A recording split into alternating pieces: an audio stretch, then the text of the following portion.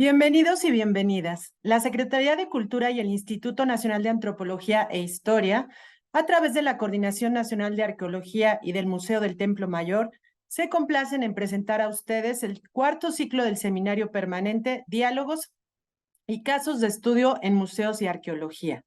Agradecemos la presencia de todas y de todos. A nombre de la maestra Patricia Ledesma Bouchan, directora del Museo del Templo Mayor, les doy la más cordial bienvenida a esta sesión. Hoy nos acompaña la Coordinadora Nacional de Arqueología del INAH, la doctora Marta Lorenza López Mestas, la doctora María de Lourdes Gallardo Parrodi, restauradora de nuestro museo, la arqueóloga Judith Alba Sánchez, jefa de curaduría, la maestra Bianca Moreno Alarcón, subdirectora de museografía y demás invitados e invitadas.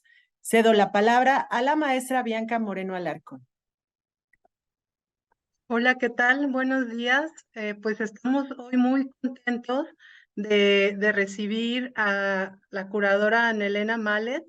Es un placer, la verdad, tenerte. He tenido el placer de conocer tu trayectoria, de visitar siempre las exposiciones que has curado y estamos muy contentos de que estés aquí acompañándonos este día en este seminario. Bueno, voy a leer la semblanza de Ana Elena Mallet. Ana Elena Mallet es curadora especializada en diseño moderno y contemporáneo, es profesora distinguida en la Escuela de Arquitectura, Arte y Diseño del Instituto Tecnológico de Estudios Superiores de Monterrey y curadora invitada de la colección de diseño moderno y contemporáneo del MUAC UNAM. Desde abril de 2021 es miembro del Comité de Adquisiciones del Departamento de Arquitectura y Diseño del Museo de Arte Moderno de Nueva York. En 2022 curó la exposición Una modernidad hecha a mano, diseño artesanal en México 1952-2022 en el Museo Universitario de Arte Contemporáneo de la UNAM y diseño en femenino México 1940-2022 en el Museo Franz Mayer. En 2023 se presentó en la Casa de México en Madrid. Fue parte del comité asesor de la Bienal de Diseño de Londres en 2016 y 2018. Ha curado más de 2 decenas de exposiciones en museos de México, Estados Unidos y Europa. Y su trabajo es una referencia para entender la historia del diseño en México. En 2020 publicó el libro La vida en el arte, escritos de Clara Porcet. En 2017 publicó el libro Silla Mexicana. Y en 2014 hizo La Bauhaus y el México moderno, el diseño de Van Buren. Actualmente trabaja en un libro sobre la diseñadora Clara Porcet y sus colaboraciones con marcas, empresas y arquitectos en el siglo XX y una exposición sobre historia de la cerámica en México. Entonces, pues los dejamos con ella para que nos haga su presentación. Muchas gracias. Muchas gracias, Bianca. Buenos días a todas, todes. Primero pido disculpas, estoy un poco resfriada, entonces por lo menos ya hoy tengo voz, ayer no tenía, pero si me oyen raro, hay que me hagan señas para hablar más fuerte. Voy a hacerles este recorrido por una exposición que nada tiene que ver con arqueología, una exposición que produjimos el año pasado, y les hablaré un poco de las complejidades conceptuales y también organizacionales, porque la exposición produjimos, porque la produjimos con un EFIARTES.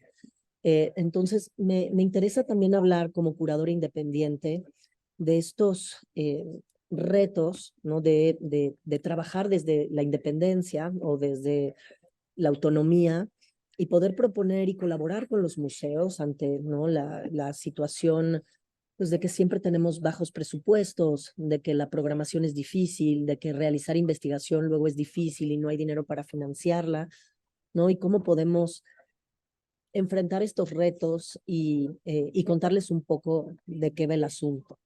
Pero también lo que me empezó a pasar con esta exposición y con justamente la maestra Bianca a la hora de estar haciendo mi presentación, hablaba de una exposición que me tocó curar el año pasado en el Museo Universitario de Arte Contemporáneo de la UNAM, el MUAC, sobre pues una historia del diseño artesanal en México, un recorrido del diseño artesanal en México entre 1952 y 2022. Eh, y entonces es entender la exposición como una noción de archivo. No, fue una exposición que me llevó muchísimo tiempo, fueron 5 años de preparación, pero realmente 20 años de trabajo, y una exposición que estaba repleta de cosas, completamente intencional. No, mucha gente decía es que no se pueden ver las cosas, y ahí fue una lucha un poco con el museo de decir, a ver, es la primera exposición de diseño, de historia del diseño que hay en un museo universitario. La intención no es determinar el canon, sino mostrar la producción. Es el primer paso. Y esa producción pues se convierte en una suerte de archivo ante la falta de archivos de diseño, la falta de colecciones públicas de diseño que tenemos en México y la falta realmente de merografía y bibliografía sobre diseño e historia del diseño. Entonces he empezado a entender, no me critican por barroca y porque pongo muchas cosas en la exposición, pero de pronto he empezado a ver las exposiciones como esta noción de archivo, eh, de mostrar la producción, ¿no? Ya llegará alguien más que define el canon, pero si no mostramos primero la producción y entendemos y documentamos la producción, ¿cómo vamos a poder definir el canon? Y hablar de eso, de que en México no existe un museo de diseño, ¿no? El diseño no ha estado integrado a las prácticas culturales oficiales y el ejemplo es, apenas hace 4 o 5 años, el FONCA empezó a dar becas para jóvenes creadores, para diseñadores, y ni siquiera se atreven a enunciarlo como diseño, le llaman artes aplicadas, que como todos ustedes saben, pues es un término del siglo XIX, ¿no? Entonces, este miedo que se le tiene al diseño porque no se ha logrado definir desde el punto de vista institucional, pero por ejemplo en las becas del CONACYT el diseño tampoco aparece porque no es ni una ingeniería ni algo técnico, pero pues tampoco es algo cultural. Entonces es una disciplina que ha estado flotando entre lo cultural y lo ingenieril y nadie se atreve a nombrarlo. Yo creo que el diseño finalmente es una práctica cultural, lo ha sido siempre, es una disciplina que es parte de estas economías creativas ¿no? que se empezaron a acuñar en el siglo XX, y es una parte muy importante para mí. El arte, sin duda, el arte contemporáneo enuncia los problemas, pero el diseño es quien le da solución a esos problemas sociales. Entonces es muy importante revisarlos desde el punto de vista cultural, desde el punto de vista histórico, la cultura material, ¿no? O sea, creo que la identidad mexicana que tanto hemos tratado de redefinir y definir en distintos momentos está incompleta. ¿Por qué estos estudios de diseño y de historia del diseño no se han dado de una manera formal desde la academia? ¿No? Hemos estudiado la cultura, la pintura, la escultura, la arquitectura. O sea, sabemos quién construye esas casas, sabemos qué cuadros había en esas casas, pero no sabemos en qué mesa se sentaba esa gente, ni sabemos en qué taza tomaba su café. Y esas decisiones en torno a la cultura material, qué se usaba y cómo se usaba, son muy importantes para entender historias, narrativas, idiosincrasias. Y creo que eso es algo que nos hace falta y ese un poco ha sido mi caballito de batalla. Y entonces empezar a entender la exposición como una noción de archivo para poder mostrar la producción y a partir de ahí que otros, o sea, yo misma u otros investigadores encontrar líneas de trabajo, pues me parece que es muy importante. Quiero decir que esta exposición Diseño en Femenino la curé junto con Pilar Obeso, una curadora mucho más joven que yo, pero me parecía muy importante pues en este momento. O sea, cuando yo empecé a trabajar hace 20 años, no había muchos curadores de diseño. Hoy ese campo se ha abierto mucho más. Los museos, cuando yo llegaba con ¿no? con mis carpetas y mis propuestas de hacer exposiciones de muebles, de moda, de joyería, me decían, no, no, eso en los museos no tiene cabida. ¿No? Alguien algún día me puso, mira el escándalo que se hizo en la Biblioteca Vasconcelos cuando hicieron el catálogo de Palacio de Hierro, y utilizaron la Biblioteca Vasconcelos, corrieron al director, ¿cómo te atreves a proponer algo de moda? Y digo, es que no tiene nada que ver una cosa con la otra, o sea, uno era un proyecto comercial y aquí vamos a revisar una producción material y una producción estética. Entonces, que los museos entendieran eso fue un largo camino, y hoy no hay museo que no esté consciente que hay que proponer exposiciones de diseño también porque el diseño es accesible a los públicos. Podemos venir de distintos bagajes culturales, ¿no? distintas razas de distintos países, pero todos nos sentamos en una silla todos los días que fue diseñada por alguien y todos tomamos agua en un vaso que fue diseñado por alguien, sea del Walmart, sea de la tienda más cara de diseño. Tenemos algo en común, que es utilizamos estos objetos que fueron pensados por alguien para solucionar nuestras más básicas soluciones. Y eso hace que los públicos se sientan, ¿no?, acercados al diseño, porque es algo que todos usamos todos los días. No todos tenemos la posibilidad de tener un cuadro colgado en nuestro comedor que se pueda prestar una exposición, pero sí un vaso. Entonces, esa parte es muy importante también desde el punto de vista de los museos, para acercar otros públicos. Lo que yo me di cuenta desde la primera vez que hice una exposición de diseño fue que llegan al museo públicos que no son los usuales. Gente que se siente identificada con una silla, con un vestido, con un vaso, y que se siente cercana a ese tipo de cultura material y que no necesita grandes explicaciones, ¿no?, para entenderla y asimilarla. Entonces, eso nos permite crecer nuestras audiencias y hacer que estos contenidos del museo sean mucho más accesibles para distintos públicos. La exposición Diseño en Femenino, ¿cómo surge esta exposición?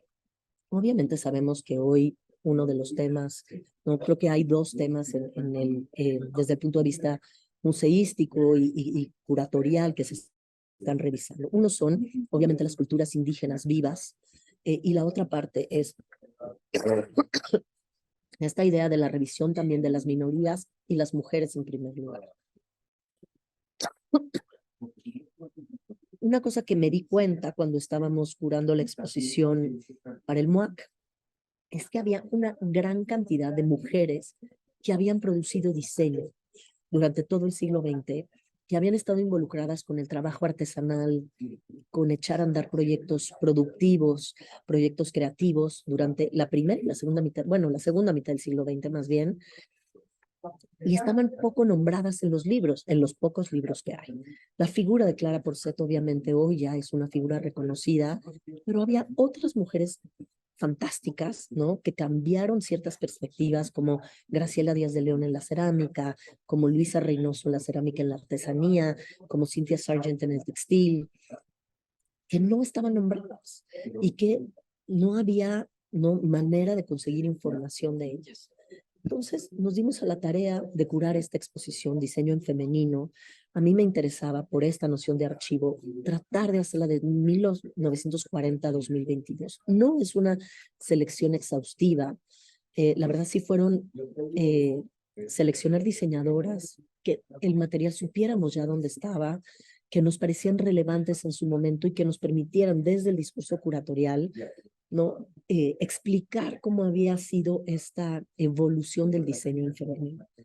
Lo que quería la exposición también es mostrar el trabajo de mujeres, pero también cuestionar este término de en femenino. O sea, ¿por qué se piensa que diseñar en femenino es hacer textiles, cerámica o joyería, ¿no? ¿Por qué estas pequeñas producciones, a lo mejor muy asociadas a lo doméstico, a talleres que se pueden tener en el hogar y a hobbies o a profesiones que pueden compartirse con la mujer, completando, ¿no?, o haciendo las tareas del hogar? Entonces, hacer estos cuestionamientos sobre lo femenino y llegar hasta hoy en día, cuando, ¿no?, este término de lo femenino se está cuestionando y redefiniendo, nos parecía importante.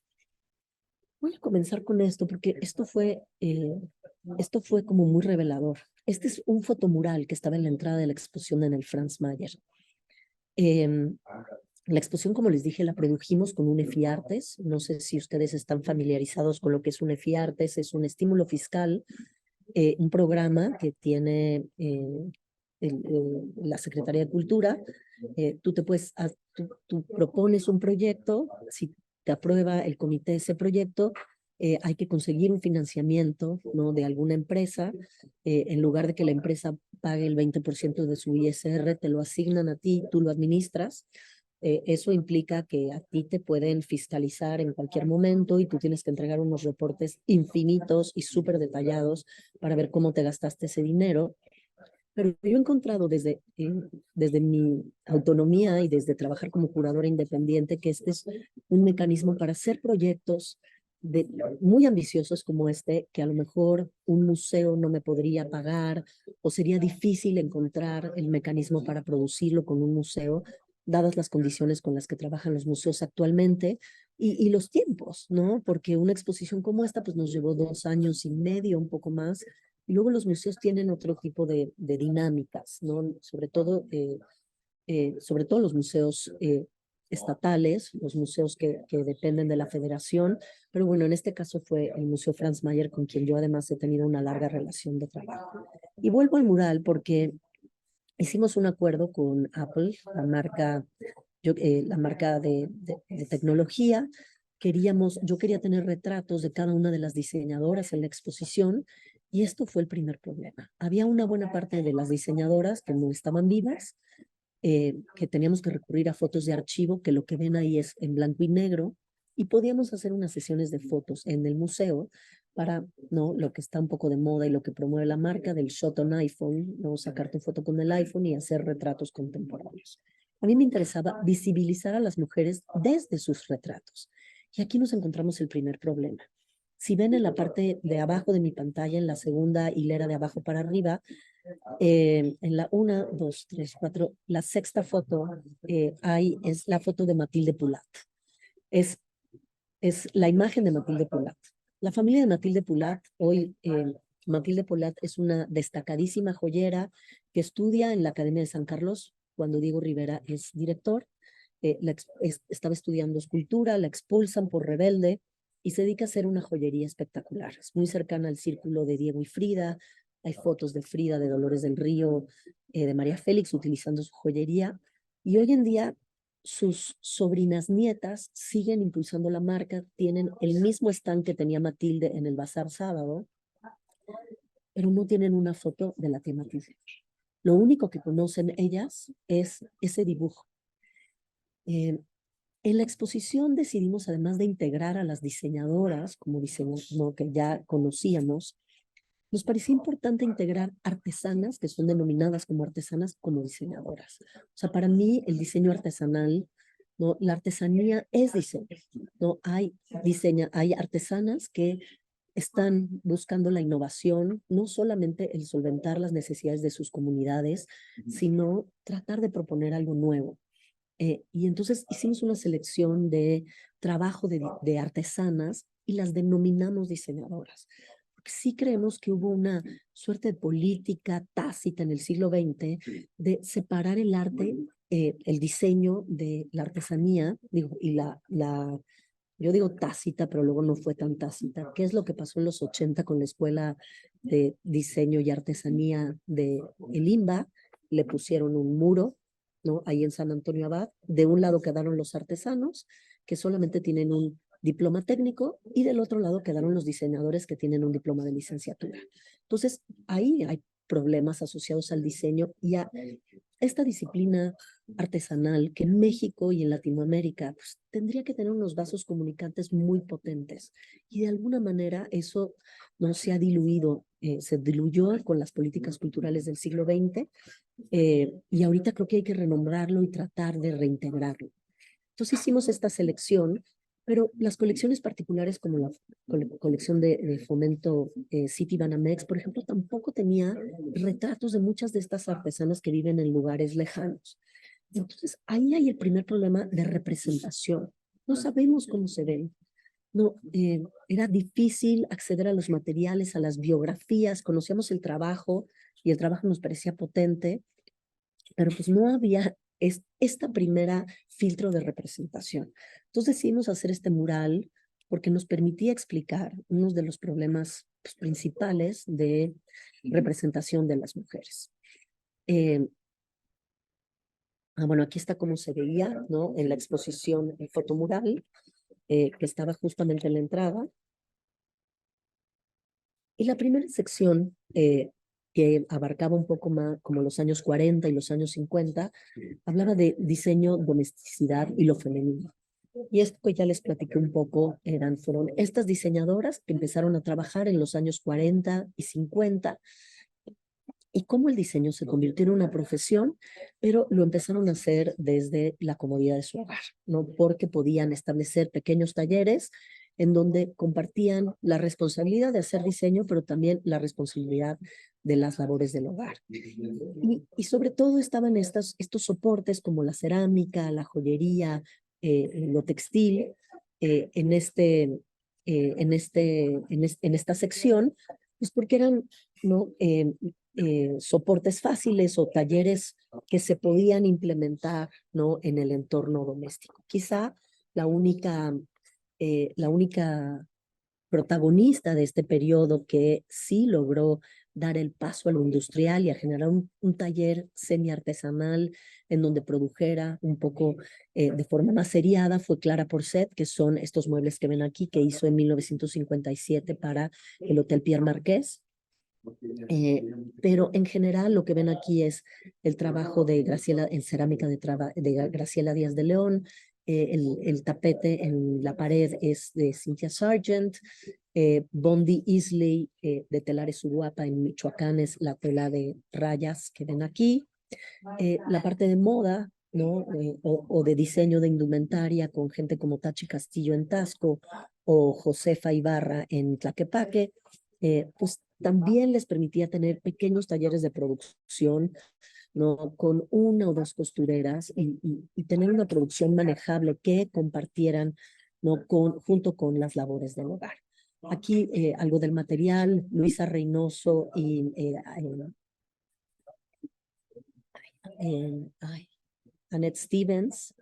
Y aquí, como ven, también esta idea de integrar el trabajo de las artesanas, ¿no? Como piezas de diseño. En la segunda sección hablamos de la profesionalización del diseño. Bueno, una parte que nos pareció importante, y vuelvo a esta sección, que era una suerte de sección, de intersección entre dos secciones, es este momento en los años 60, finales de los 60, 70, en donde el arte popular o la artesanía empieza a integrarse a programas no solo sociales, sino programas de desarrollo y programas de colección, ¿no? El nacimiento del FONART, pero también, ¿no? La formalización de la EDA, de la Escuela de Diseño y Artesanía, y los problemas que generan, ¿no? Que se generan en los años 80 con esta separación de diseño y artesanía, ¿no? El comienzo de colecciones como la de grandes maestros del arte y programas como los de grandes maestros del arte popular de Fomento Citibanamex, ¿no? Que dan una cierta visibilidad a esta idea del arte popular, pero cómo entendemos eso y le podemos dar el giro al diseño. La segunda sección hablábamos de la profesionalización del diseño. En México y en Latinoamérica, el diseño como profesión, como avenida académica, como carrera universitaria, no empieza sino hasta finales de los años 50.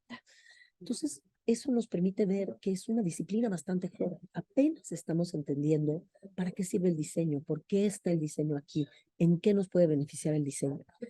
Entonces, la perspectiva histórica aún es corta como para analizar pues, qué ha pasado con el diseño. Pero sí es en esos años 50, 58, si damos justo la fecha, cuando la Universidad Iberoamericana empieza a hacer los primeros programas técnicos que después se convierten en una licenciatura hacia los años 60, y entonces implica que las mujeres tienen esta otra avenida profesional en donde sobre todo en este momento se especializan en diseño gráfico, ¿no? Es el diseño gráfico el que también otra vez les da pues una seguridad económica, pero una seguridad de poder diseñar desde su hogar, aunque no había todavía los métodos digitales, o teníamos algunas de estas diseñadoras, por ejemplo, como Peggy Espinosa o Azul Morris, que se habían formado en imprentas destacadas como Imprenta Madero, ¿no? Bajo las órdenes y el conocimiento de personajes como Vicente Rojo, y ahí entendieron este trabajo editorial y este trabajo de diseño gráfico. Entonces, entender este momento de los años 60, 70, de los años 60, como el momento de profesionalización del diseño y cómo esto ya se convierte en una avenida profesional y en una opción también para muchas de las mujeres. Y aquí mostramos el trabajo de gente como Daniela Rocha, Pixie Hopkins, que es una diseñadora de moda, pero que en ese momento se convirtió, ¿no?, en una de las marcas en los años 70, en una de las marcas más reverenciadas en el mundo de la cultura popular. Emilia Castillo de Tasco, que es finalmente la tercera generación de una destacada familia de plateros. Las hermanas Prieto, que en los años 70 también comenzaron con esta marca que se llama Dupuy, que empezaron a hacer todos estos guiños a el trabajo de Luis Barragán, porque ellas habían crecido en una casa de Luis Barragán, pero también esta dinámica de empezar a colaborar con comunidades artesanales. Y la tercera sección, que era una tercera sección grande, pero era hablar de lo contemporáneo, la diversidad en el diseño, una mirada al futuro.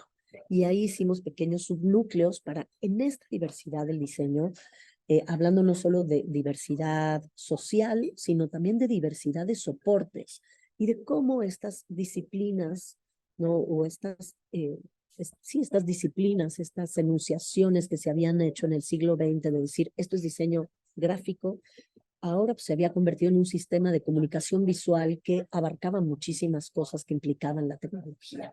Y empezamos esta sección hablando de los binomios, cómo después de profesionalizarse el diseño, pues las mujeres empiezan a buscar avenidas profesionales y las colaboraciones o el trabajo en binomio, ya sea con sus parejas sentimentales, con sus hermanas o madres o con socios, empiezan a desarrollar ¿no?, proyectos de diseño. Y lo vemos como, por ejemplo, con las hermanas Stephens, ¿no? O la colaboración entre familias artesanales en Oaxaca. Voy para atrás, sí, espérenme. La parte, como les decía, del diseño editorial, como el diseño editorial, que fue muy fuerte en los años 70 en México, empieza a diversificarse y a convertirse pues, en esta idea de un sistema de comunicación visual, en donde hay ilustración, pero también hay animaciones digitales, pero también sigue habiendo el trabajo editorial, pero también el trabajo de branding, ¿no?, de diseñar no solamente un objeto, sino una marca, ¿no?, y todo lo que conlleva, todos los objetos y elementos que conllevan esa marca. Esta sección que ven aquí es una sección que aludía al género, a las discusiones de género. Y entonces aquí teníamos el trabajo de Bárbara Sánchez Kane y María Ponce, que son dos diseñadoras. Bárbara Sánchez Kane se define como un macho sentimental, ¿no? Y María Ponce se identifica como una diseñadora trans. Entonces, ¿no?, estas nuevas definiciones de lo femenino y de cómo abordar la femenino desde cómo los propios o las propias diseñadores se identifican es una parte muy importante. Y el trabajo de Aurora Pelizzi, que ven en la pared, esas jergas que tienen caritas, ¿no? Y esa alusión a estos objetos, ¿no?, estos materiales como las jergas, que son tan cotidianas en la vida de las mujeres, pues que al final son casi personajes que nos acompañan en la vida cotidiana. Aquí ven un poco más de cerca el trabajo de María Ponce y de Aurora Pelizzi, que este es el cuerpo de la nadadora que ven desde lejos. Está trabajado en un yate y son bolsas de plástico de segundo uso, que realiza también anudando con colectivos de mujeres. Esta sección que era muy importante porque creo que es una tendencia en el diseño que lleva, en el diseño de objetos que lleva más de una década, repensar la tradición. ¿Cómo diseñadoras están abordando trabajar con técnicas tradicionales o en colaboración con comunidades rurales o comunidades artesanales? ¿Y cómo se abordan esos materiales, ¿no?, para la vida contemporánea? En primer plano van a ver estas lámparas diseñadas por Ángela Daman en Yucatán, hechas de Ixtle, ¿no? Las fibras de Ixtle. Y lo que es bien interesante es que hay un grupo de diseñadoras retomando muchas de estas fibras que desaparecieron a mediados del siglo XX, cuando empezamos a hacer uso indiscriminado del plástico, como muchas de estas diseñadoras están retomando desde los procesos de cultivo y procesamiento de las fibras naturales hasta, perdón, generar estos nuevos objetos. Aquí obviamente hay, ¿no?, trabajo de la comunidad de las mujeres del Barro Rojo en Oaxaca, el trabajo de Maxine Álvarez en Guadalajara, el trabajo, por ejemplo, aquí ven la cerámica de Marcela Calderón. Marcela es la segunda generación de ceramistas de Patambam, y es un momento muy interesante cuando en Patambam, en los años 70, se tratan de integrar los hornos de alta temperatura Patambam. Recordarán que Patambam es este municipio donde se hacen las piñas en Michoacán, estas piñas enormes de cerámica, que en algún momento se hicieron muy populares, pero tenían el problema de que el barro que se utilizaba en Patambam y los procesos pues tenían plomo. Entonces, para tratar de quitar ese problema o de disminuir ese problema, se tratan de promover los hornos de alta temperatura, la cerámica de alta temperatura, pero las comunidades no los abrazan del todo. Y la familia de Marcela abraza el horno de alta temperatura y empieza con esta nueva práctica de la cerámica de alta temperatura, pero con pintura, no, pero integra a las pintoras que ya hacían la pintura tradicional en la zona de Patama. Entonces, a partir de ahí se crea una suerte de nueva artesanía, nuevo diseño, pero integrando a las mismas comunidades. O el trabajo de Trine Elitzgard, esta diseñadora danesa que vive en Oaxaca desde hace 20 años y que está trabajando, que es el textil que ven aquí, que está trabajando con comunidades. Se dieron cuenta que pues, el mezcal se está produciendo en exceso en Oaxaca, pero no pasa nada con la fibra del agave. La fibra se saca, ¿no?, todo lo necesario para el líquido, pero la fibra del agave quedaba desperdiciada. Entonces hicieron un acuerdo con varios mezcaleros para poder retrabajar, ¿no?, procesar la fibra del agave y empezar a hacer proyectos con la fibra del agave. Esta sección que se llama de lo local a lo internacional define también el trabajo de muchas diseñadoras que están trabajando entre países, entre México y el extranjero, tienen o son mexicanas y viven en el extranjero y aún tienen un despacho o una oficina en México. El caso de Julia Renata en Guadalajara o de Steph Orozco en Monterrey, que actualmente Steph Orozco vive en Suecia, de Vanessa Guquel, que es el vestido blanco y negro que ven ahí. Ella es francesa, pero ya lleva más de 10 años viviendo en México. Y esta sección que nos permitió integrar lo que llamamos nuevos medios, nuevos materiales, ¿no? Con diseñadoras están integrando otro tipo de materiales y sobre todo de investigaciones al diseño. Los contenedores de cerámica que ven ahí, lo que nos importa no es el contenedor de cerámica. El contenedor de cerámica es un vehículo.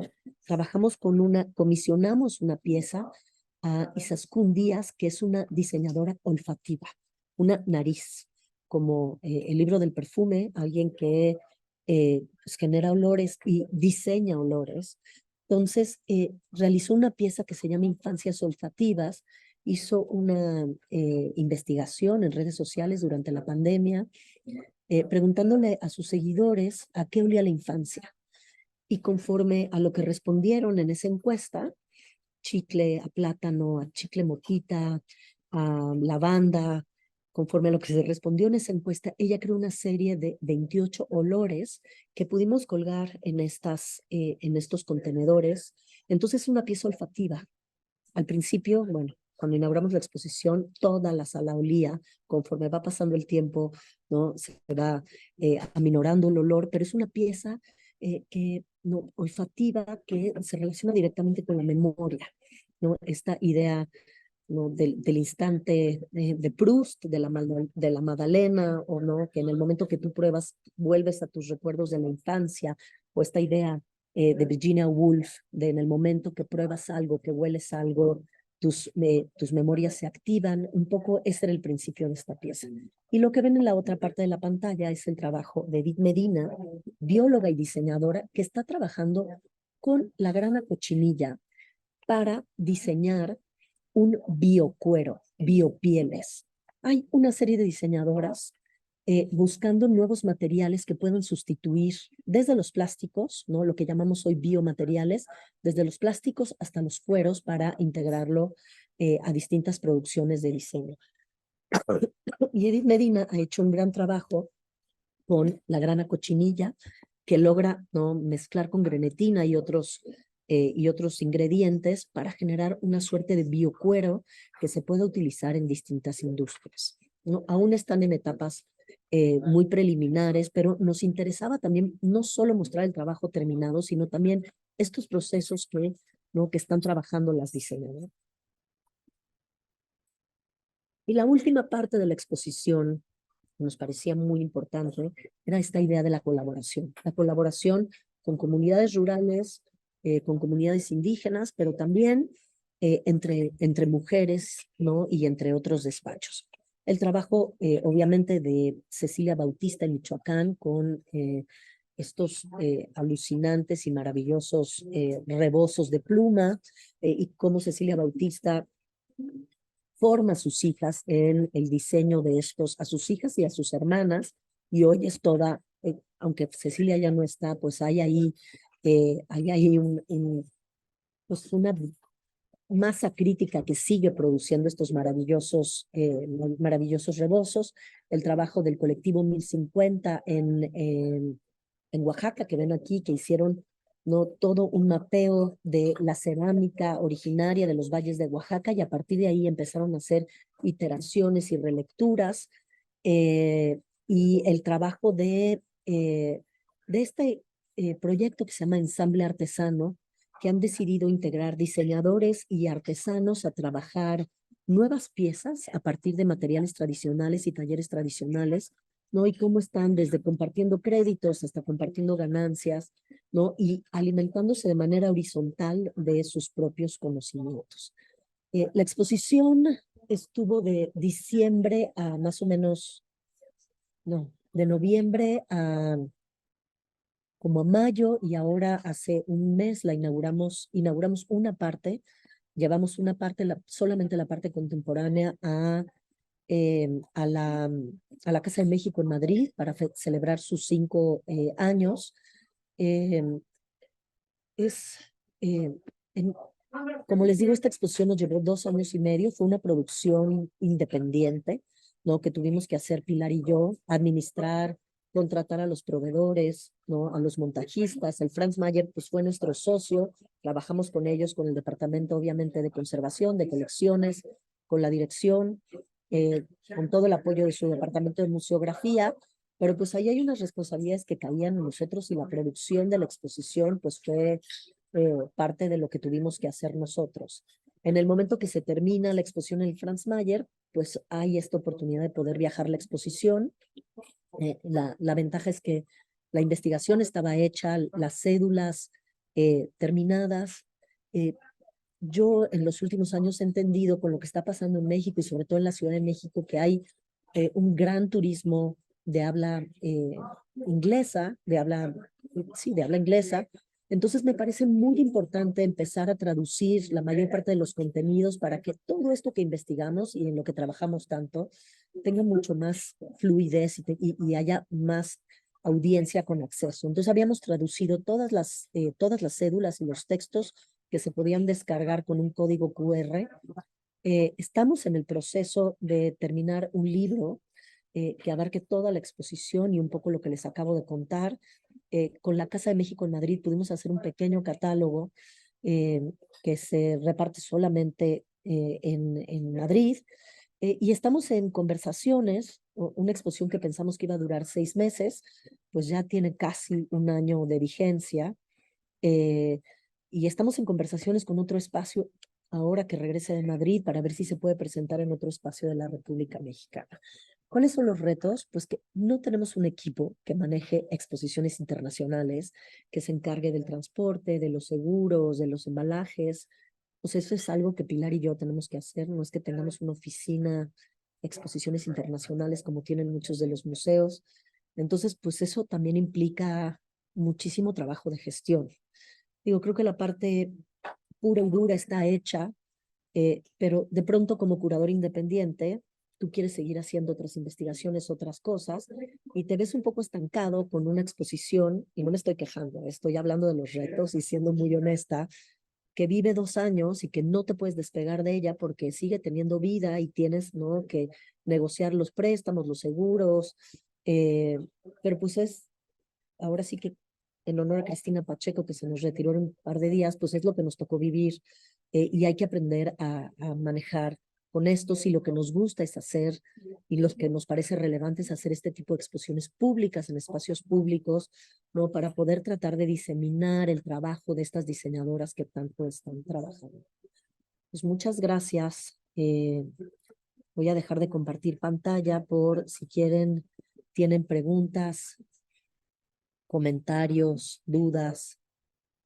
Muchas gracias, Ana Elena. Pues como vemos, una exposición de esta magnitud es un gran trabajo que lleva años de investigación, pero más también, o sea, aparte de estos 2 años, todos los años que tú llevas ya investigando el diseño mexicano, ¿no? Como lo dices, de una exposición surgió, de una exposición más grande surgió esta exposición, ¿no? Y que supongo que esa exposición más grande en el MUAC viene de muchos años atrás de investigaciones. A mí me llamó mucho la atención lo que hablas en torno al archivo, ¿no? Me ha tocado ver esta exposición el día de la inauguración, me tocó ver la del MUAC y también vi la de Cartier y algunas otras exposiciones que has curado. Me llama mucho la atención esta idea del archivo, porque de repente trabajar con curadores, yo como museógrafa, están como muy acostumbrados a toda la información que tienen, quererla verter en en un solo espacio, o a veces, en el caso de las exposiciones de arqueología, pues mucho texto, ¿no? También porque es una investigación histórica pues muy profunda. Me llama mucho la atención justo cómo este archivo lo manejas muy visual. O sea, porque en todas las exposiciones que he visto, no hay como mucho texto y la verdad es que a veces se agradece mucho. O sea, como que dejas que las piezas hablen por sí, ¿no? Cuenten como su historia. Como tú como investigadora, ¿cómo decides, o sea, aquí voy a meter más texto, aquí menos, o mejor voy a dejar que las piezas hablen? Ha sido un proceso muy largo. O sea, hace poco que estaba tratando como de ordenar y buscar cierta información, me di cuenta que, por ejemplo, una exposición que hice en la Casa Estudio Diego Rivera, que es un espacio de este tamañito, había cédulas que eran de 3 cuartillas. Por supuesto, nadie las leía, ¿no? Pero yo me parecía que era la última exposición y que era la única exposición que iba a poder hacer de ese tema, que no iba a poder haber otra más y que había que meter toda la información posible. Poco a poco me di cuenta que no es la última, es la que viene, ¿no? Que habrá otras oportunidades, que lo que se queda en el cajón después tendrá oportunidad de salir un poco. Por eso empezaba esta plática diciéndoles, esta exposición viene de otra y de otra, ¿no? Entonces estoy entendiendo ya mi propio trabajo como una noción de archivo y se van archivando cosas que de pronto pueden volver a salir, exposiciones individuales, revisiones de tipologías, eh, pero sí me di cuenta, incluso haciendo un análisis de mi persona como audiencia, que la gente no, hoy tenemos un span de atención pequeñísimo porque la tecnología nos ha hecho intolerantes. Nadie soportamos ver un video de más de 1 minuto o de 1 minuto y medio. O sea, ya es rarísimo. Entonces, sí me di cuenta, y sobre todo también trabajando en museos que tienen muy establecidas sus cantidades de texto. O sea, cuando llegué al MUAC me dijeron, el texto introductorio tiene que tener tantas palabras. Y yo, ¿cómo? 100 palabras, me muero. ¿Qué voy a decir en 100 palabras? Bueno, pues ese es el reto del curador. Tenemos tanta información que hay que aprender a tratar, y me ha costado mucho trabajo porque vean, mis exposiciones están llenas de cosas. Entonces, un poco lo que he logrado y este es mi reto actual, ¿no? Lo que he logrado es decir, bueno, menos texto, pero más objetos, y tratar de, si son estas exposiciones históricas, tratar de hacer estas contraposiciones visuales, de decir, en la exposición del MOAC había piezas de distintos momentos históricos que se encontraban y tú podías hacer, la audiencia podía hacer una asociación visual diciendo, ay, esto se hacía en los 50 y se sigue haciendo hoy, o hay esta referencia. No tratar de poder hacer esas cosas para sustituir un poco el texto y retar al espectador a que su cabeza trabaje mientras visita la exposición y se haga ese tipo de preguntas. Claro que hoy estoy haciendo una exposición para el Museo de Arte Moderno de Nueva York, en donde es impensable que yo pueda ser barroca, impensable. Y para mí está siendo un reto enorme editarme y tratar de dejar ir piezas que para mí son fundamentales. Y entonces entender esto, que no es la única exposición que voy a hacer sobre ese tema, sino es o sea, es la más reciente y después de aquí se podrán revisar otras cosas. Pero creo que sí, como curadores tenemos que empezar a ser más sucintos en cuanto al texto y muy prácticos. Pero, por ejemplo, estuve hace unas semanas en Colombia que me tocó ver una estupenda exposición sobre la reivindicación de comunidades indígenas y el arte indígena que se está produciendo. Y me costó mucho y no había cédulas, ni una cédula, ni fichas de pie de objeto, había los textos de sala y ya. A mí, como extranjera, me costó mucho trabajo leer esa exposición. Pero era o sea, lo que fue muy interesante es que hubo un acuerdo con las comunidades indígenas que no querían que hubiera cédulas para que la exposición se leyera de otra manera. Entonces creo que también esta idea de cómo utilizamos el texto y cómo no identificamos las piezas está en revisión, así como todo lo que les conté hoy, que la propia definición del diseño hoy en día está en redefinición. El diseño, como les enseña en esta exposición, ya no es solamente el objeto terminado, sino son los procesos, son las experiencias, son los sistemas. El diseño ya va mucho más allá del objeto. Creo que también el COVID cambió muchísimo la relación con las audiencias y en cómo utilizamos el texto y hacemos esas pausas en las exposiciones para hacerlas más dinámicas. No digo de quitar el texto, yo no puedo con los códigos QR, me cuesta muchísimo trabajo, me parecen de pronto restrictivos para gente que no tiene datos y no puede leer eso, pero sí creo que los curadores tenemos que ser mucho más conscientes de esa herramienta. Gracias. Y bueno, también otra anotación que tenía aquí, me llamó mucho la atención lo diversa que es esta exposición. O sea, diversa en el sentido de juntar tantas diseñadoras del pasado y del presente, tantos tipos de diseño textil, gráfico, y también, bueno, incluir distintos grupos, ¿no? O sea, cómo la feminidad abarca una gama muy amplia, no solo mujeres, ¿no? Y también, bueno, también la diversidad de materiales. Te quería preguntar o sea, cuál fue de los mayores retos de montaje de alguna pieza, que también me tocó ver que había alguna pieza como viva, ¿no? O sea, tenías como hay una parte que había como unas Sí, plantas. sí. Entonces, ¿cuál fue como el de retos de conservación de las piezas y de montaje de las piezas? Pues hubo muchos, ¿no? Nosotras queríamos hablar de la diversidad del diseño y de la cantidad de propuestas y de avenidas conceptuales que están trabajando las diseñadoras. Pues por eso la diversidad de materiales, que eso es un enorme reto en el momento de montar una exposición, porque había piezas, y sobre todo con los tiempos que tenemos en México, ¿no? Había piezas que había que preparar antes para poder colgar, ¿no? En una pared, un tapete. O sea, el tapete que vieron de Cynthia Sargent está colgado a la mitad porque al final no resistió la pared, el peso del tapete. Teníamos la medida del tapete, pero no, en el momento de hacer la lista de obra, pues nunca consideramos pesar el tapete y el tapete no dio a la pared. Entonces, teníamos que solucionarlo de alguna manera, ¿no? Entonces, esas cosas que muchas veces con los tiempos que manejamos en México y los recursos que tenemos limitados, pues no nos damos cuenta.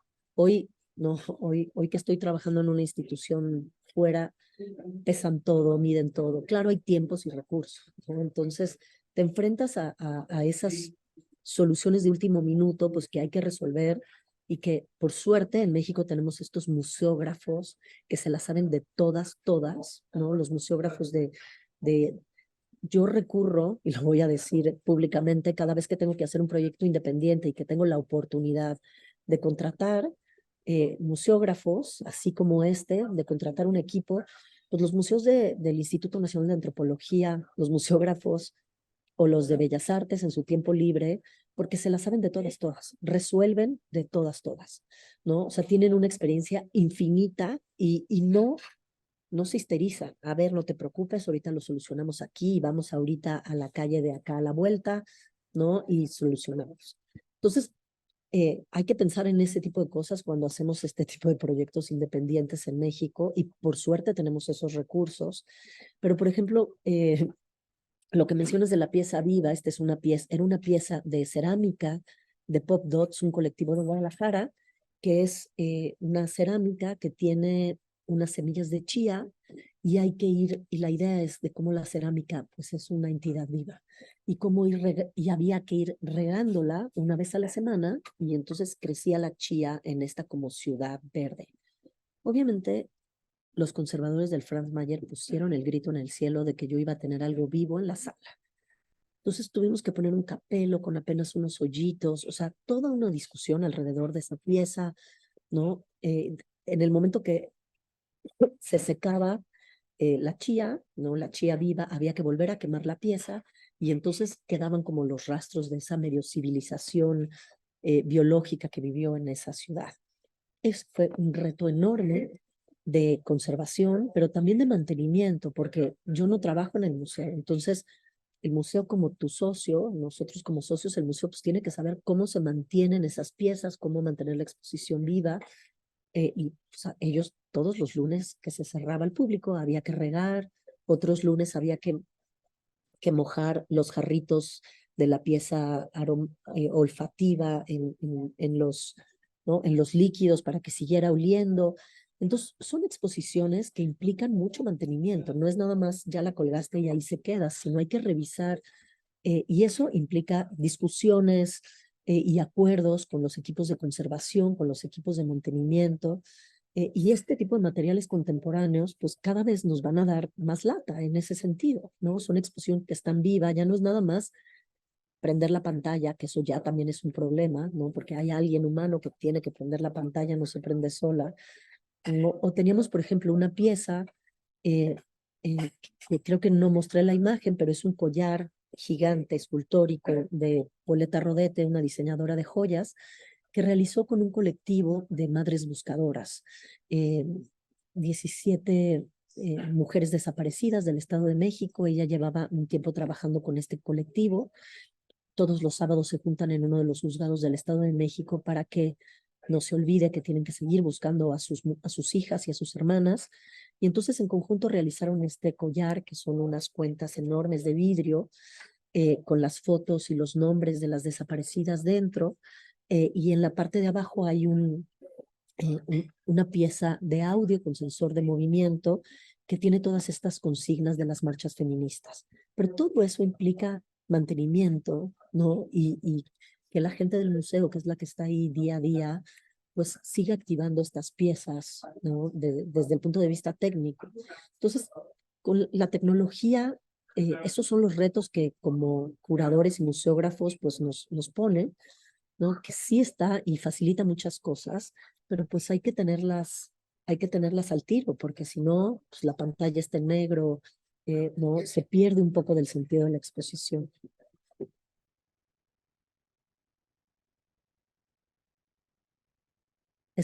Bianca, estás en mute. Perdón. Muchas gracias. Tenemos aquí unas preguntas del público y te las voy a hacer. Dice, ¿cuál es el principal reto de visibilizar el trabajo de diseño?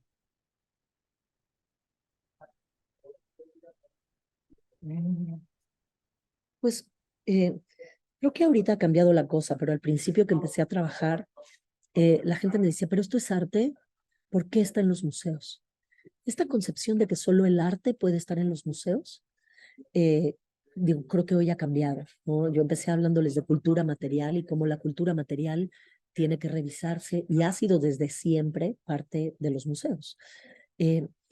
Y esta idea también de que el arte con mayúscula es lo que sigue prevaleciendo, creo que hoy hablamos de artes con minúscula o más bien de producción cultural. Y lo que hay que revisar es la producción cultural y el diseño es parte de esa producción cultural.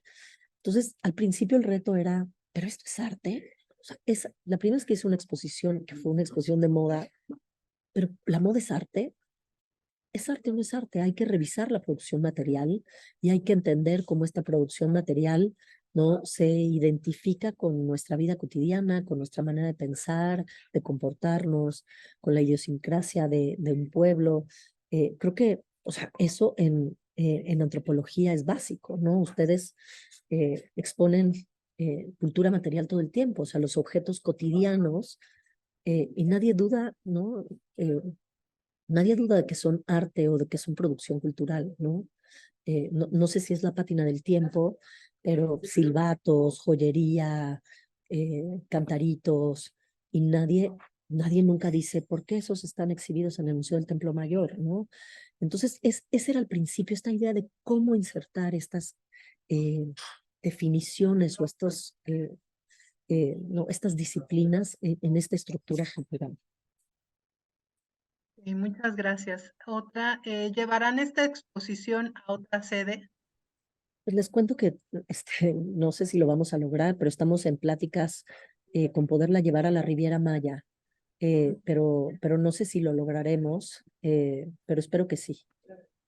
Está en Madrid hasta el 18 de febrero. Ok. Creo que, Luego, creo que Lourdes Gallardo tiene la manita levantada. sí, dinos, Lulu. Bueno, yo igual me puedo esperar. Gracias, Ana Elena. Yo te felicito muchísimo por tu trabajo, no solamente de generarlo, ponerlo en puesta, resumirlo, documentarlo y compartirlo con nosotros. Porque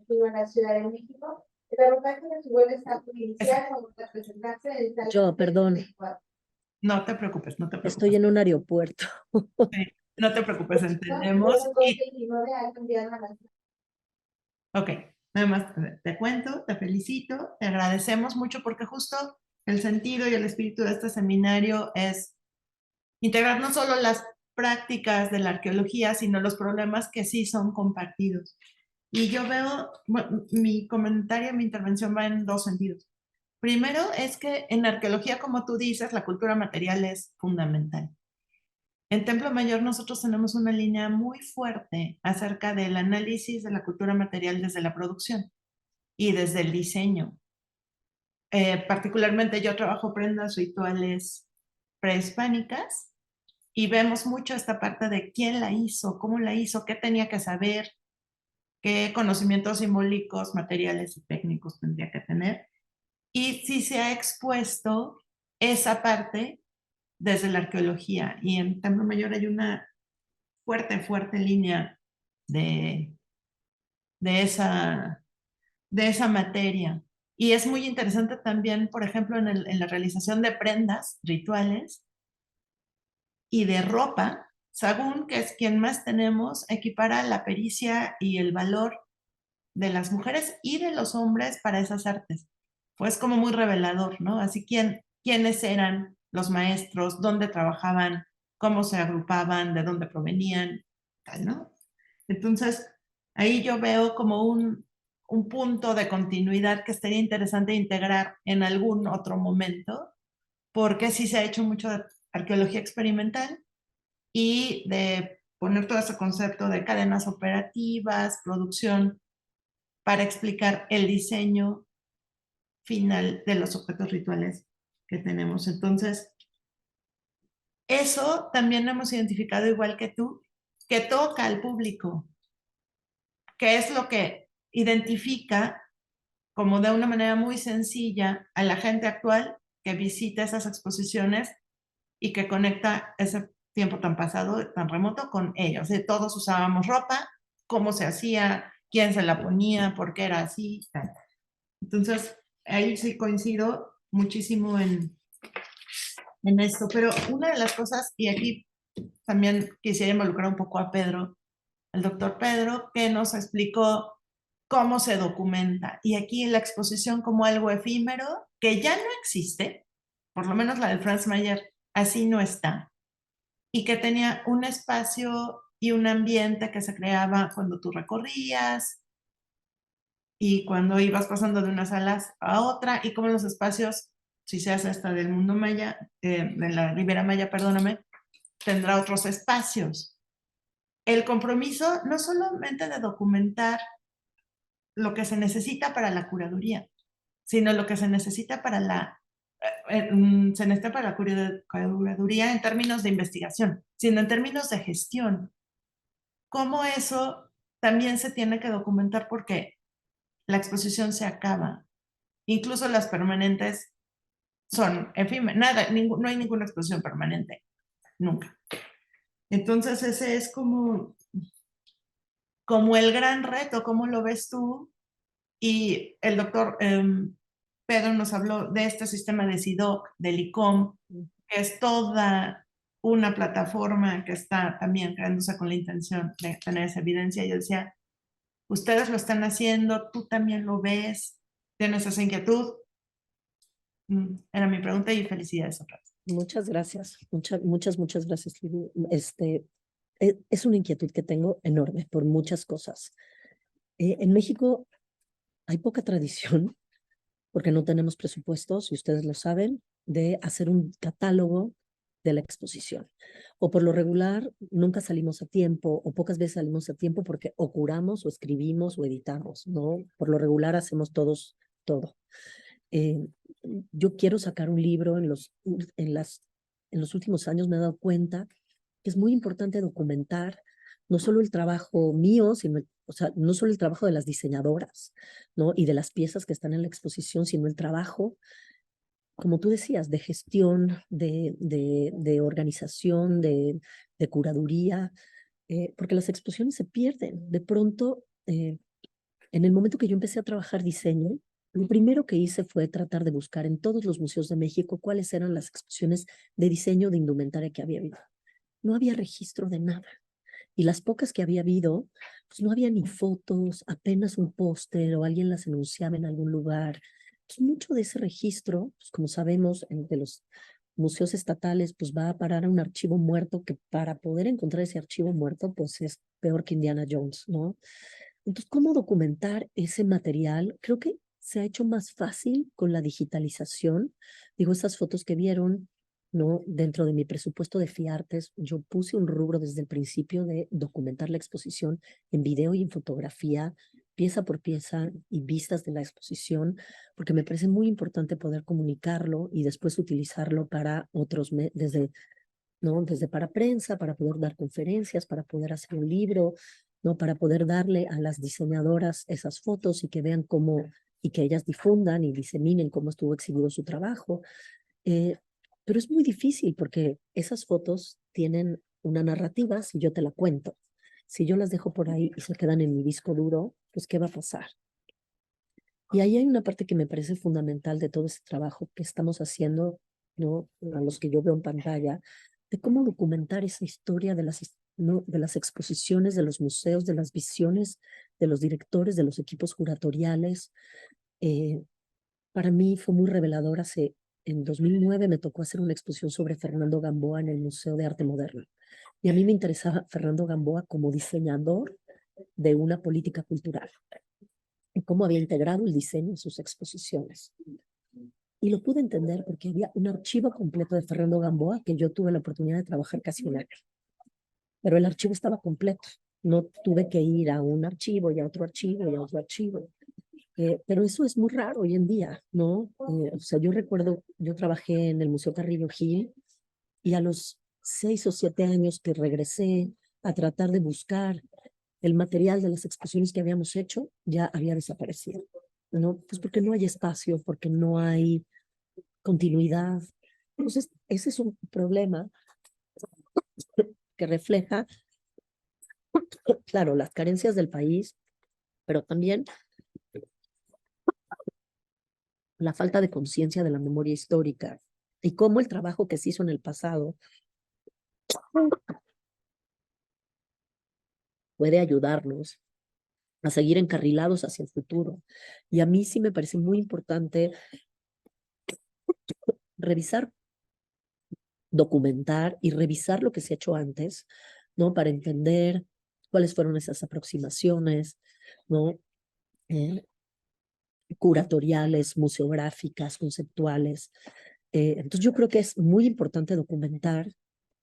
Yo estoy tratando de hacerlo en cada una de las exposiciones y tener siempre un presupuesto o un compadre que me ayude a fotografiar la exposición, ¿no? Pero pues es muy difícil porque muchas veces si eso no va acompañado de una narrativa como las que les conté hoy, pues se pierde un poco el contexto, ¿no? Pero también es otra oportunidad de que alguien lo lea de otra manera. Creo que Pedro tiene su manita levantada. Sí, muchas gracias.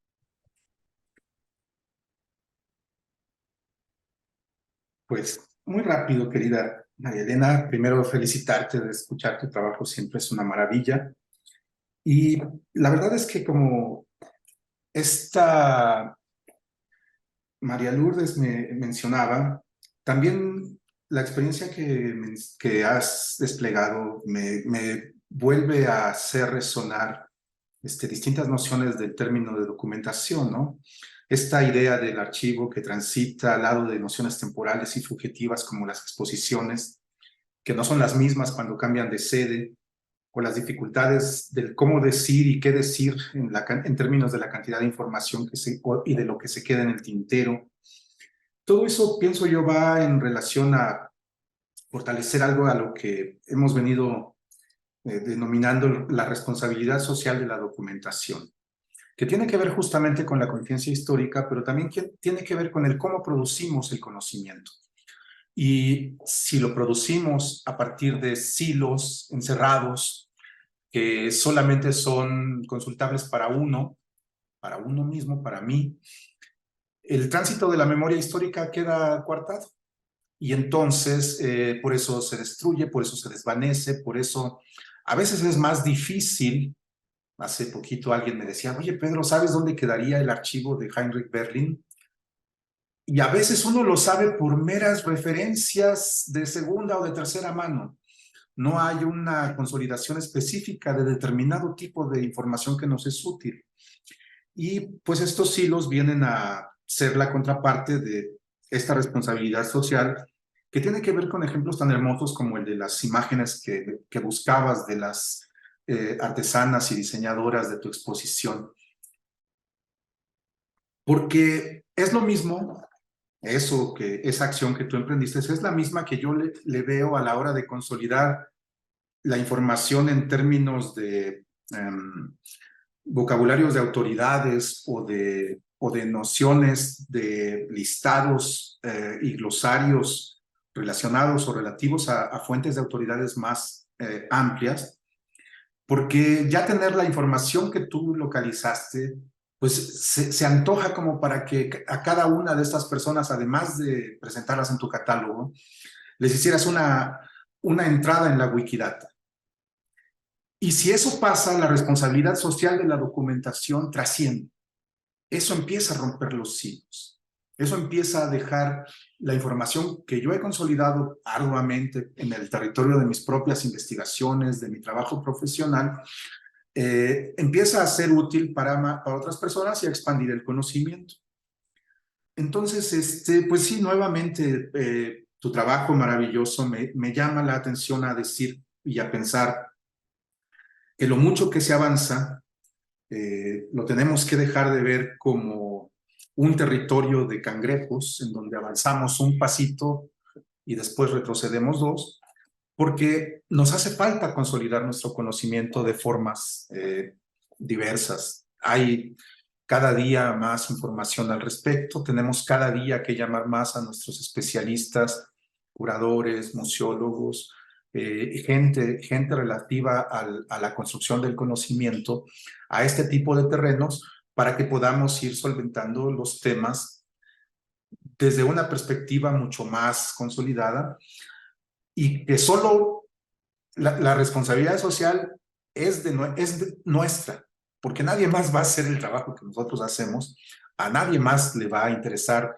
tan apasionadamente como para poder resolverlo de una manera digna y de tan alta calidad como la que se requiere hoy en día en este tipo de terrenos, ¿no? Pero me causa, como siempre, mucho gusto escucharte y detonas muchas ideas. Muchísimas gracias. Gracias, Pedro. Bueno, pues hay algo que no les conté, que la verdad no había pensado que se los podía contar, pero se los voy a contar ahora.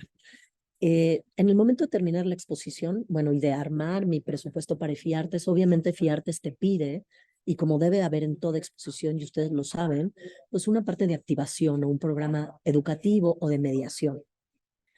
Yo dije, a ver, hicimos esta exposición enorme con todas estas complejidades y estos retos. Yo ponerme a hacer el programa educativo, pues, ¿qué voy a hacer? 3 conferencias de traer a mis 3 comadres que hablamos sobre mujeres entre mujeres. Y dije, hay una nueva, ahí traté de hacer como muy humilde y aprovechada y decir, a ver, hay una nueva generación que está viendo estos problemas de género desde otro punto de vista. Gente que ahorita tiene 30 años, 20 y tantos años, y que están abordando las cosas de manera distinta. Entonces, nos acercamos a un colectivo que se llama Diseña Colectiva. Es un colectivo de mujeres que trabaja diseño con perspectiva de género. Y una cosa que Lulú mencionó, o sea, el diseño no existe tampoco sin la parte simbólica, ¿no? Y leer esta parte, o sea, sí, la parte utilitaria y formal, pero también lo que está detrás, ¿no? Y qué significa. Entonces, me acerqué a este colectivo y les propuse que ellas diseñaran de la manera que ellos creían, que revisaran la exposición, los conceptos de la exposición, que a partir de las líneas de la exposición y de las líneas que dejé fuera de la exposición, hicieran un programa de mediación. Y fue súper revelador porque obviamente las generaciones que tienen 20 años menos que yo tienen otra perspectiva del género, de lo femenino, de cómo se enfrenta a eso. Una de las cosas que hicimos y que ahí sí yo insistí, porque yo he estado cercana desde otros proyectos que he hecho a Wikipedia y yo uso mucho Wikipedia y Wikipedia me parece que es una herramienta fundamental para una introducción. Hicimos una editatona, que no crean que es tan fácil, ¿eh? Una editatona que tuvimos que escoger 10 diseñadoras, pero para hacer la editatona, la Fundación Wikimedia te pide que por lo menos tienes que tener 3 recursos bibliográficos certificados o publicados, ¿no? Para hacer la entrada de estas mujeres. Entonces, convocamos en el museo una editatona. Editatona es mujeres haciendo cosas de mujeres, no haciendo entradas de mujeres, y tuvimos un día entero en el museo de documentar el trabajo de estas 10 mujeres que no estaban registradas en la Wikipedia. Fue un rollazo porque no es como, ay, ya me inscribo, ¿no? O sea, pasamos por unos filtros, Wikimedia revisó las fuentes que teníamos de cada una de las diseñadoras, queríamos hacer 20, al final creo que terminamos haciendo 7, porque no había así como no hay fotos, no hay fuentes. Entonces, pero lo hicimos. Otra cosa que hicimos que fue bien interesante fue una noche de museos de ball dancing, o sea, estos colectivos drag, ¿no? Que tienen todos estos trajes y como familias, que las llevamos al Museo Franz Mayer, este museo del siglo XVI, ¿no? Con muchas políticas del siglo XIX, y lo convertimos en una noche de ball dancing que a mí no se me hubiera ocurrido.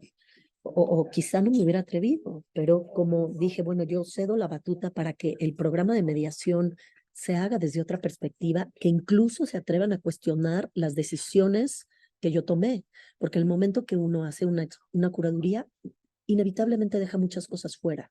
Entonces, ellos cuestionaron las cosas que nosotras dejamos fuera, ya fuera por espacio, por autocensura, por muchas cosas, y creo que ahí fue súper interesante la manera en cómo pudimos articular lo que como curadora dejas fuera, ¿no? En el momento de hacer una curaduría que editas inevitablemente, y otra generación se articula tratando de, ¿no? De encontrar una plataforma para decir y discutir las cosas que ellas que están haciendo. Entonces, hicimos lo de la Wikipedia, Pedro, que fue mucho trabajo y no fue tan fácil, pero me parece que eso es muy importante para tener esas primeras capas de visibilidad y no certificadas con sus fuentes no aprobadas y a partir de ahí pues empezar a hacer más cosas, ¿no?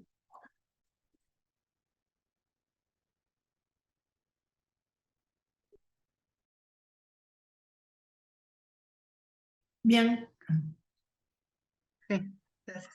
Tenemos aquí otras dos últimas preguntas. Dice, ¿sobre qué otra colección le gustaría montar una exposición?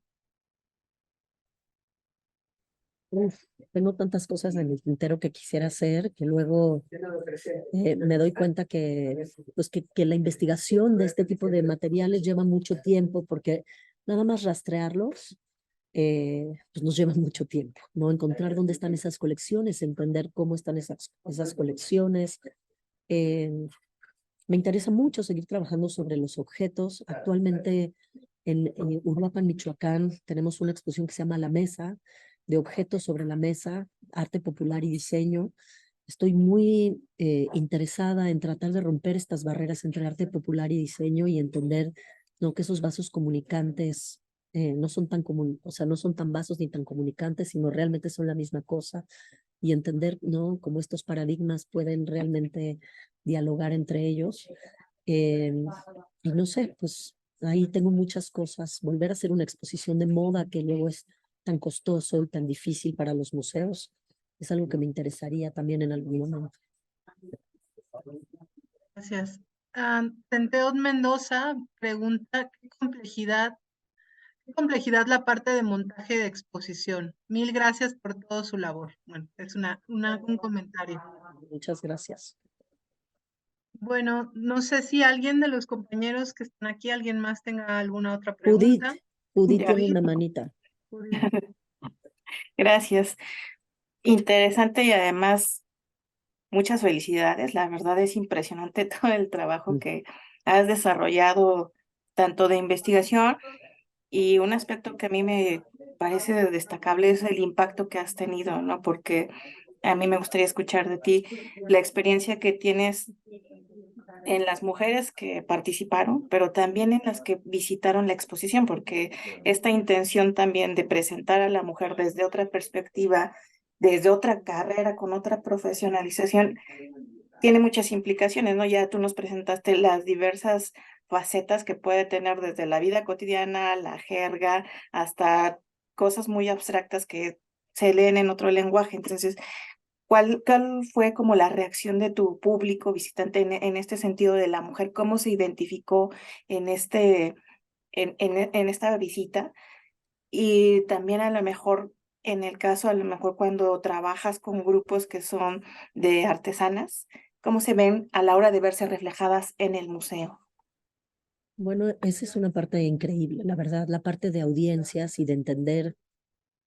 O sea, de pronto te das cuenta, desde que empezaba yo a explicar, ¿no? Cómo arranqué hoy esta plática, ¿no? La complejidad de encontrar fotografías de archivo, ¿no? La invisibilidad y los propios viudos de las diseñadoras o familiares dicen, híjole, no guardamos.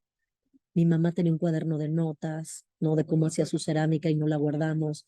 O sea, esa conciencia que no se da sino hasta estar en contacto con los materiales en el museo y verlo, ¿no? Y que se dan cuenta que su madre, su hermana, su abuela, pues fue importante por tal o cual cosa, ¿no? Esa parte, eh, y tratar de cambiar, y se acercaron, por ejemplo, el día de la inauguración y durante las activaciones que hicimos, familiares de otras mujeres diseñadoras que no estaban en la exposición, pero que se dieron cuenta por esta exposición que sus madres, abuelas, hermanas habían hecho cosas importantes y querían compartirlas con nosotros. Entonces, hay una parte de estas exposiciones en esta noción de archivo que se vuelven una suerte de repositorio para recopilar más información, que eso siempre es súper valioso en este tipo de exposiciones porque detona estas conciencias de, ay, mi mamá hacía tacitas y aquí hay las mismas señoras que hacían estas tacitas. O sea, ¿por qué ella sí y mi mamá no? Entonces no, esta gente se acerca, te dice, tengo esto, y descubres otras cosas. Vinieron muchísimos grupos de universidades. Obviamente el tema de género está en la palestra, pero muchos grupos de universidades grandes, y eso fue muy emocionante de entender la propia práctica y esta idea de las mujeres hacedoras, makers, ¿no? Con las manos, y esa vuelta de tuerca que ahora está pasando en el diseño, ¿no? Entendiendo los contextos locales, que se está reivindicando el telar, se está reivindicando el torno, la vuelta a la cerámica, la vuelta a los materiales locales y accesibles, y eso fue también como muy revelador. Y el público en general, que no podía, que le parecía extrañísimo que hubiera tanta cantidad de trabajo y de materiales. Eh, por ejemplo, mostré poco de la parte de diseño gráfico, que cuando me preguntaron uno de los retos, sigo diciendo que a la fecha no hago exposiciones de diseño gráfico porque todavía no logro entender una manera contemporánea de exhibir los materiales de diseño gráfico. Me cuesta mucho trabajo. Necesito hacer una reflexión más amplia sobre eso. Y lo hicimos en una vitrina enorme, tratando como de agrupar conjuntos, pero mucha gente nos decía, es que estos libros están en o sea, estos libros hechos, tengo 5 de estos libros hechos por mujeres que están en mi biblioteca. No sabía que eran hechos por mujeres, ¿no? Por mujeres mexicanas o mujeres que trabajan en México. Entonces, detonar ese tipo de cosas que generan sorpresa en la audiencia, me parecía fascinante, ¿no? Acercar a la gente. Mucho me pasaba, y eso es muy común en las exposiciones de diseño, de por qué no pusiste una tiendita, por qué en la tienda del museo no podemos comprar esos objetos. Digo, ojalá un día pueda montar una exposición, ¿no? Donde salgas, ¿no? Y puedas comprar todos los objetos que están en la exposición, pero como todos sabemos, eso es, ¿no? Un animal completamente aparte. Pero creo que salen de esta exposición con un interés y una conciencia distinta sobre los objetos que se vieron en esa exposición. Y eso fue muy interesante en el público que asistía, ¿no? También los martes gratuitos en el Franz Mayer hacían mucho la diferencia. Venían grupos que no necesariamente hubieran venido entre semana o en un fin de semana que tienes que pagar por un boleto. Pues Muchas muchas gracias.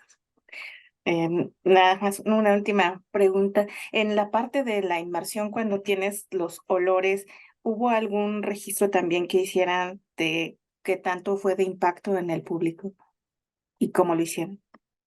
Pues no hubo un registro, grabamos un par de videitos, pero a la gente le sorprende entender esa pequeña sección en donde a partir del maíz, ¿no? Se generaban nuevos materiales y los olores era, sobre en Madrid la gente no podía creer, es la pieza, ¿no? Que la gente más se acerca, eh, y a la gente le gusta decir, ay, esto huele a chicle, esto huele a no sé qué, huele a dentista. Y hay una de las cositas que huele a dentista. Y sí ha sido muy impresionante cómo estos otros tipos de diseño retan un poco a los sentidos y a la manera en cómo el espectador se involucra con la exposición. La verdad, no hubo una manera de registrar eso. Hicimos un par de videitos. Tenemos un código QR que explica cuáles son cada uno de los 28 aromas y cómo los puedes distinguir. Pero sí fue una experiencia como completamente nueva, entender que este tipo de diseño, como las piezas de audio, no hay que integrarlas a las exposiciones, pero no sé necesariamente cómo se pueden registrar. Lulú, Yo quisiera intervenir porque me llama mucho la atención y realmente te agradezco esta nueva como incursión en otros materiales que son nuevos retos, porque no hay muchas exposiciones que incorporen aromas y olores. A mí me tocó estar justo en una en España que era para celebrar, conmemorar el natalicio de Colón. Y había un pasillo muy grande donde solo había grabados y habían puesto unos dispositivos, eso fue en el 2006, que se supone que aromatizaban con la selva, con el Amazonas, con América exuberante y no sé qué. Y era como de gran impacto.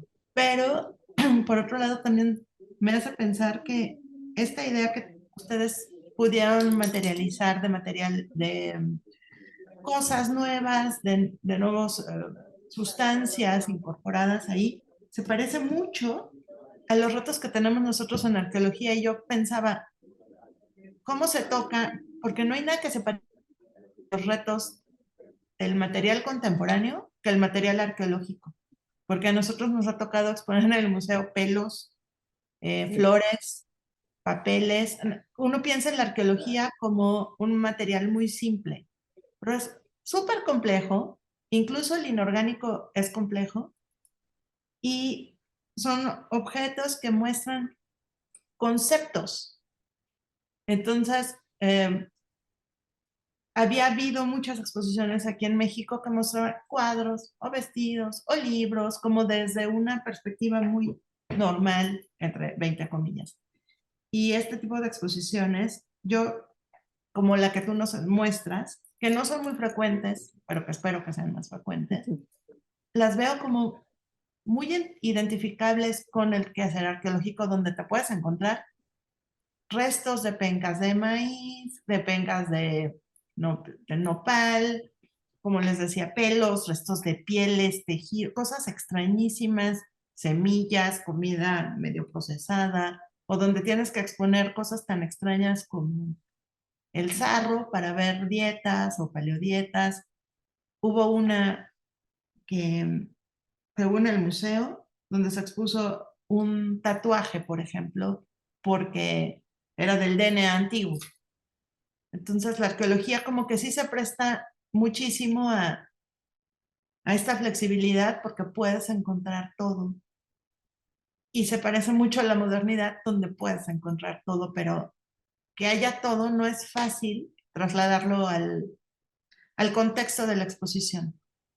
Bueno, ahí hay una cosa que yo digo que actualmente, yo les hablaba de la profesionalización del diseño y apenas es una disciplina del siglo XX, pero yo hoy no puedo pensar en un mundo actual tan complejo y en los think tanks y grupos de trabajo sin que en cada grupo de trabajo haya un diseñador que te ayude a solucionar ciertos problemas.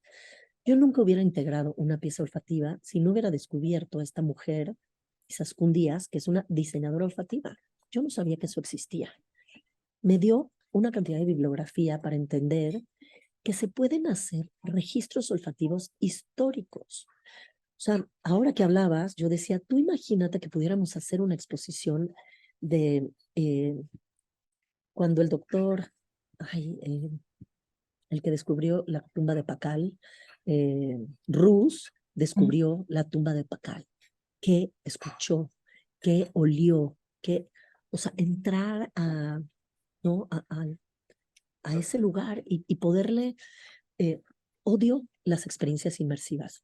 Soy enemiga de estas exposiciones que ahora nos venden como las luces de Gauguin o esas cosas de exposiciones inmersivas, porque creo que no nos permite entender el objeto y el arte desde su punto de vista más central.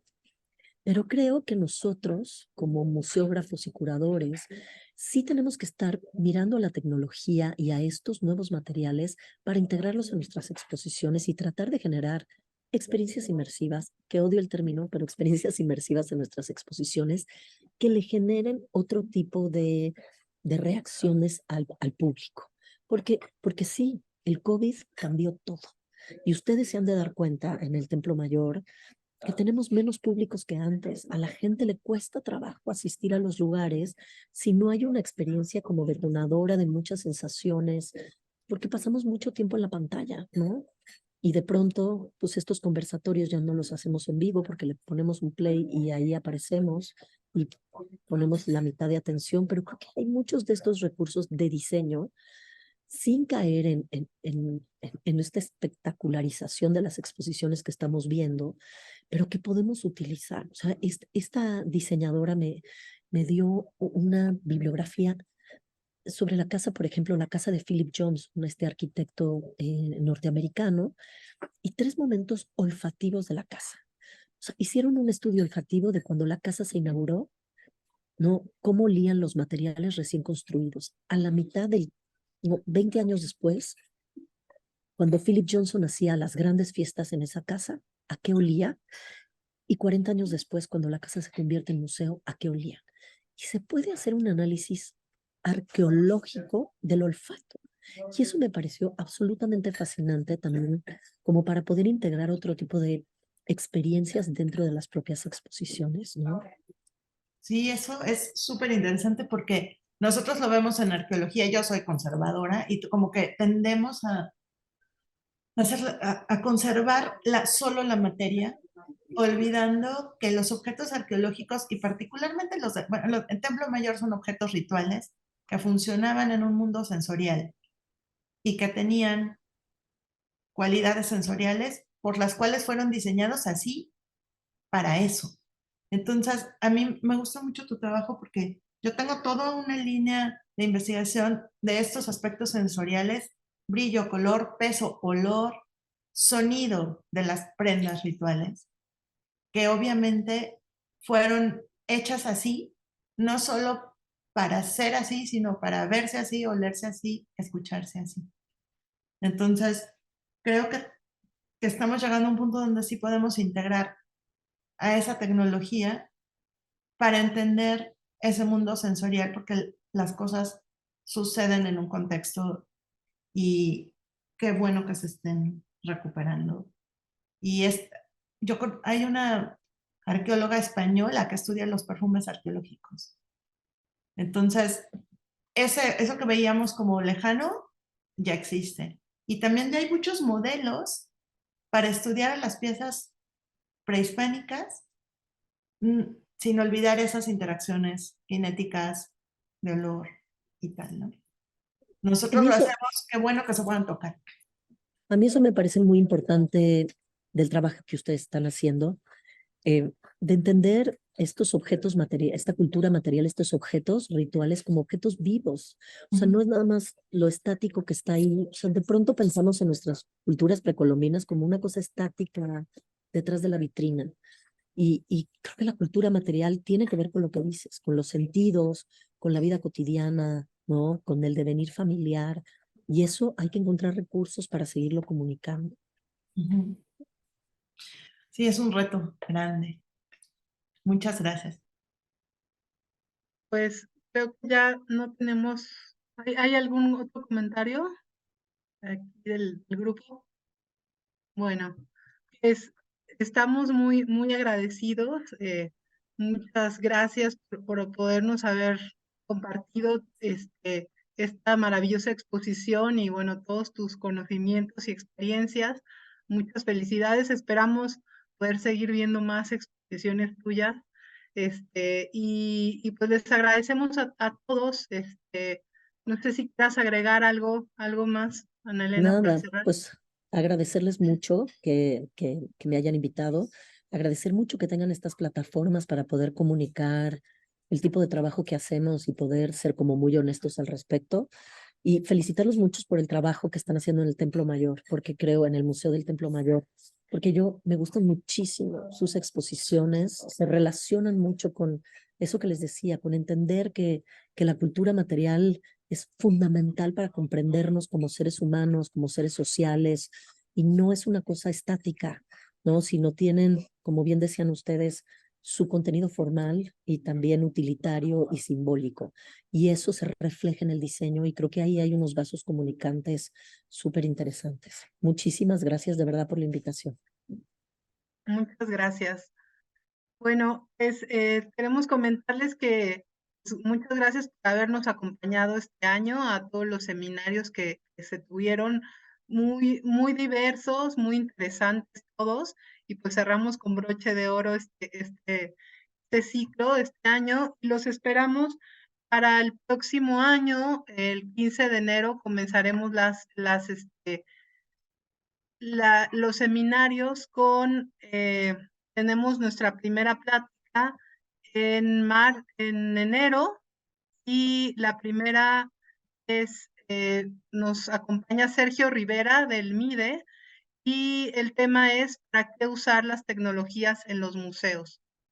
Esa es la primera plática que vamos a tener. Nuestro ciclo de conferencias el seminario termina en mayo, y pues muy feliz año a todos. feliz Navidad y los esperamos el próximo año.